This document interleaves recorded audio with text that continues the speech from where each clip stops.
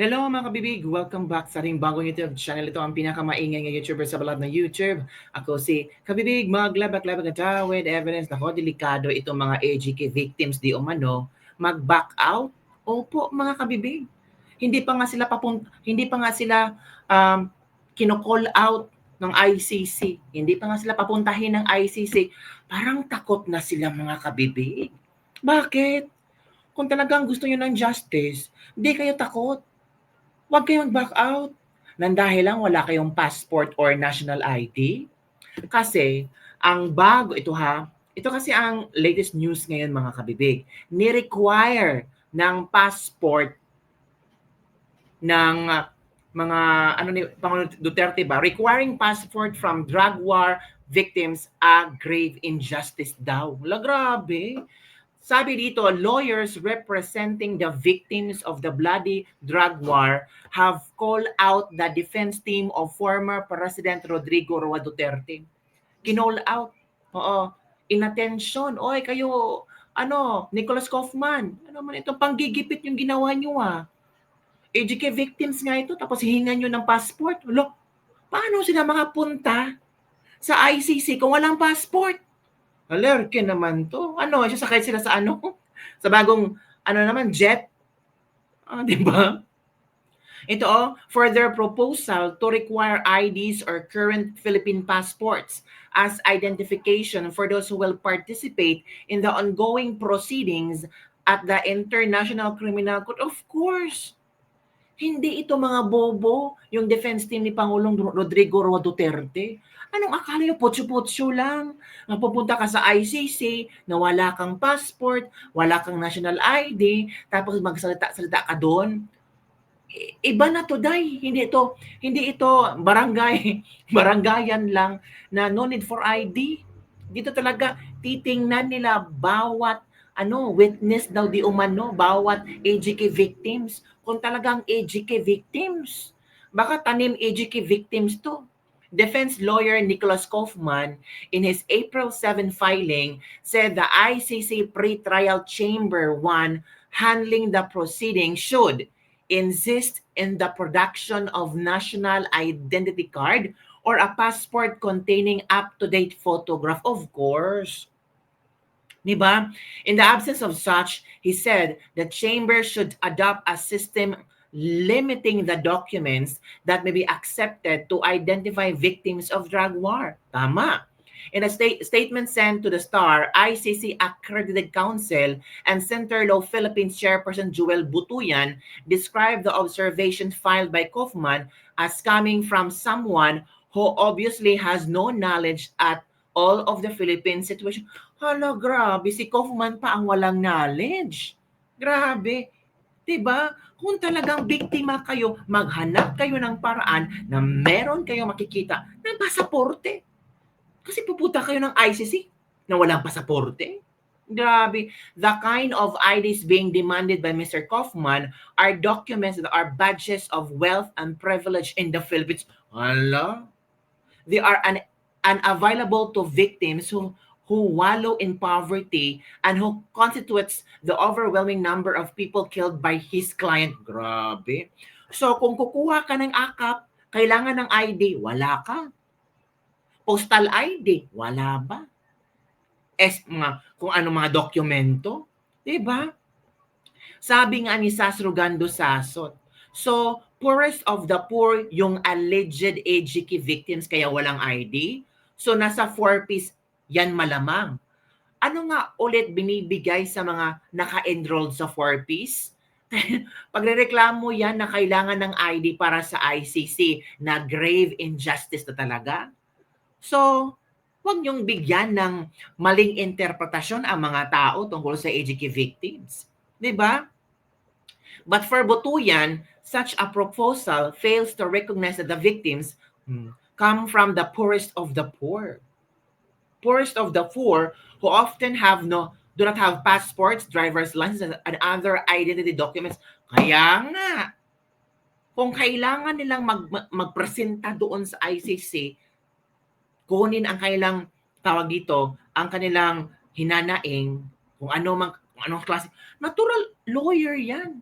Lahat titingnan, detalye, detail to detail. Anong gusto niyong gawin ni Kaufman? Paglaruan niyo si Kaufman.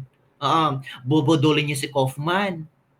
Pautak to si Kaufman. Alam niya ang kanyang ginagawa.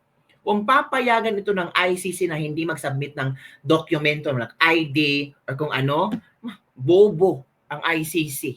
Halatang ano sila, na makulong si Digong. The victim's family have already lost loved ones. For them to be refused recognition as victims of the murderous Mr. Duterte because of their lack of government-issued IDs is to make them suffer grave injustice twice over. Ano? Humingi lang ng ID? Grave injustice na ulit? Only rich can afford passport. Hala. So Kaufman is not aware of the situation. Either that or there is intention to prevent the victims from participating in the ICC trial. So paano itong mga biktimang ito makapunta ng ICC kung walang passport? Grabe naman. Butuyan said that certification from barangay official is more than enough to prove the certification from barangay officials. Grabe, parang ginawa mo lang 4-piece yan. Parang ginawa mo lang yan ng akap. So, ipapakita talaga natin na gano'n ang kalakaran sa Pilipinas. Grabe, parang nawindang ako sa ganitong klaseng pang-iisip ang mga, kung ako yung HK victim, hahanap ako ng paraan. Gusto ko ng hustisya para sa namatay kong kapatid or ama.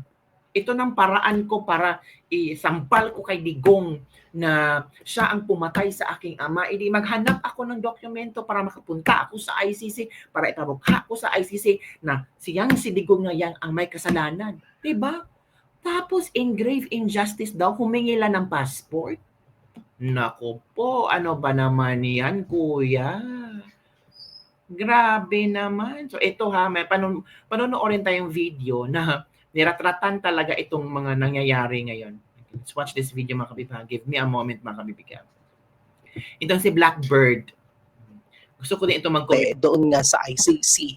Ang binabanggit ni Nicolas Kaufman na siyang lead counsel ng pangunahing abogado sa depensa ni dating Pangulong Rodrigo Duterte sa kaso niya sa International Criminal Court ay may kinalaman nga sa mga biktima na gustong magsampa nga ng aplikasyon o testimonya labang kay Duterte bilang bahagi ng kaso ng crimes against humanity o kaugnay sa war on drugs. Ano nga ba ang hinihiling ng defense team ni dating Pangulong Rodrigo Duterte? Magpatubad daw na mahigpit na proseso ng identity verification para sa mga biktima na gustong maging bahagi ng kaso.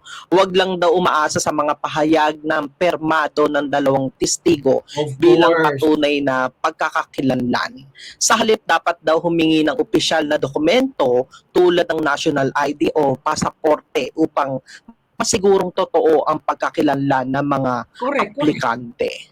Bakit nga ba ito mahalaga? Ayon nga kay Attorney Nicolas, lead counsel ng pangunahing abogado sa depensa ni dating Pangulong Rodrigo Duterte, kung hindi mahigpit ang proseso na maaaring magkaroon daw ng pamimeke ng dokumento, maling pagkakakilanlan o mga false victim na maglalabas ng kwento na hindi naman daw totoo. Kaya gusto nilang siguraduhin na lahat na magsusumite ng mga testimonya ng lehitimo upang hindi maepektuhan daw yung karapatan ng depensa sa isang patas na paglilitis. Ang gusto nga ni Attorney Nicolas ay tiyakin lahat ng biktima ay isasali nga sa ICC. Sa kaso ay lehitimo at totoong may connection nga doon sa kaso na yon sa pamamagitan ng opisyal na dokumento ng pagkakakilanlan upang daw maiwasan ng pamimeke. Tama naman si Nicolas Kaufman. Diba? So magpapresenta tayo ng mga witness doon, AGK victims sa ICC na kung tatanungin ni Nicolas Kaufman, tulala, walang masagot. 'Di ba? Mas mabuti pa na itong mga biktimang ito documented talagang lahat. Para kung gusto niyo talagang ibaon si Digong sa kulungan ng ICC, ito ng pagkakataon nyo na hindi na makakalabas si Digong. 'Di ba? So, gawin nyo ang nararapat. Ng dokumento ng mga ebidensya laban sa kanyang kliyente na si Duterte. Nalaman nga ito ni Attorney Hmm. Cristina na isang ICC assistant dito Anong sa reaksyon mo, Pilipinas, Christina?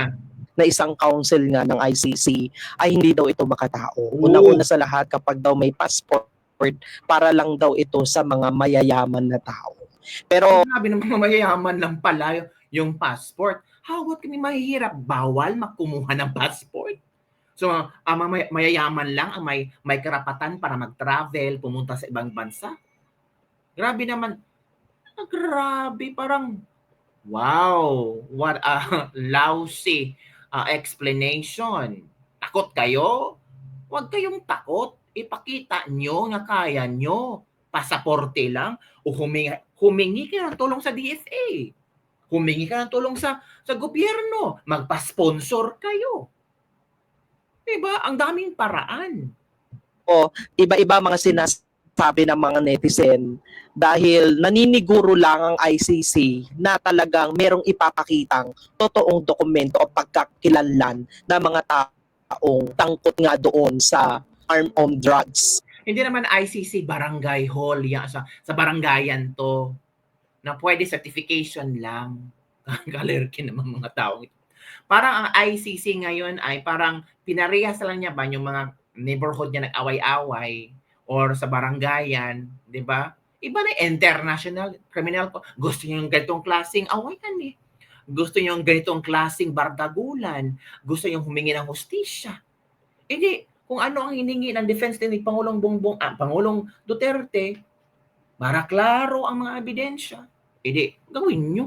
Ni dati Pangulong Rodrigo Duterte.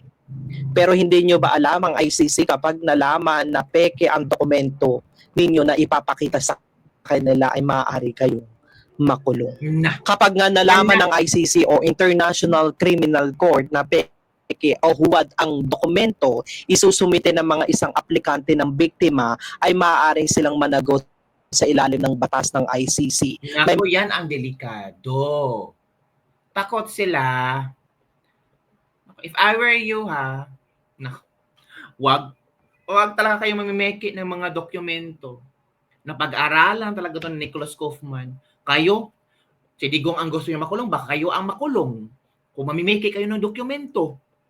Mga probisyon ng ICC laban sa pagsisinungaling sa korte, pagpeke ng dokumento at pagsusumite ng maling impormasyon. Nako.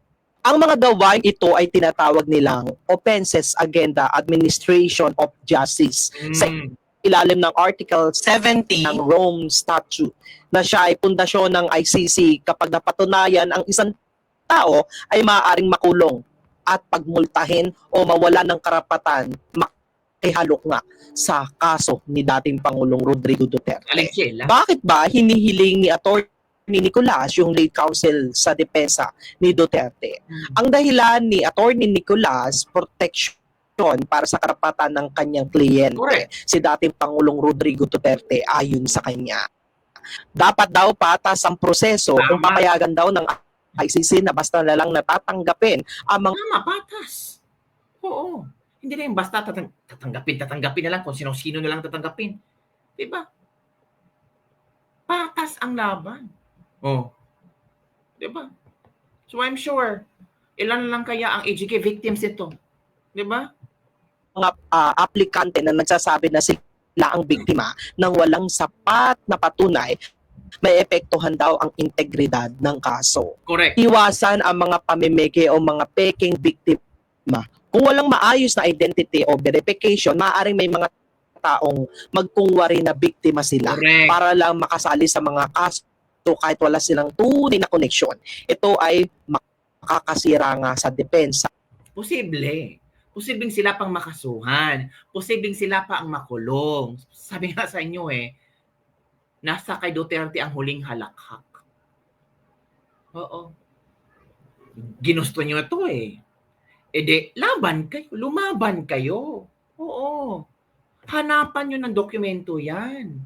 Huwag kayong magpa-lupig kay Nicholas Kaufman. Ginusto nyo ito Gusto nyo makulong si Digong, i-push nyo.